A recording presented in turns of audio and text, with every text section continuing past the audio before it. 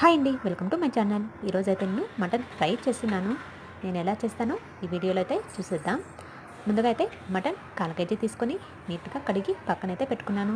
తర్వాత మటన్ ఫ్రైకి కావాల్సిన మసాలా అంతా ఇలా రెడీ చేసి పెట్టుకున్నాను. తర్వాత ఇక్కడ ఒక్కొక్కటిగా మసాలా అయితే వేసేసాను.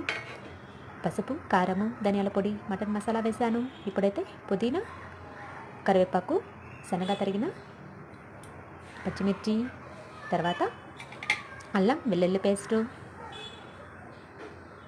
తర్వాత తగినంత సాల్ట్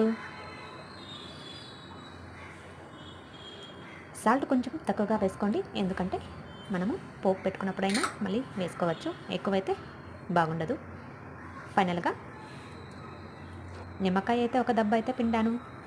లాస్ట్లో అయితే నేను ఒక చిన్న కప్పు పెరుగు అయితే యాడ్ చేశాను. పెరుగు వేయడం వల్ల కర్రీ అయితే చాలా టేస్టీగా ఉంటుంది. ఇప్పుడైతే ఇవన్నీ బాగా కలిపేద్దాం. చూస్తున్నారు కదా, ఇలా మనం మటన్ కర్రీ చేసుకోవడానికి ముందుగానే కలిపి పెట్టుకుంటే, మసాలా అంతా కలిపి పెట్టుకుంటే చాలా అంటే చాలా టేస్టీగా వస్తుంది. చాలా బాగా ముక్కలు కూడా ఉడుకుతాయి. ఓకేనా? నెక్స్ట్ వీడియో కోసం వెయిట్ చేయండి. Thank you for watching.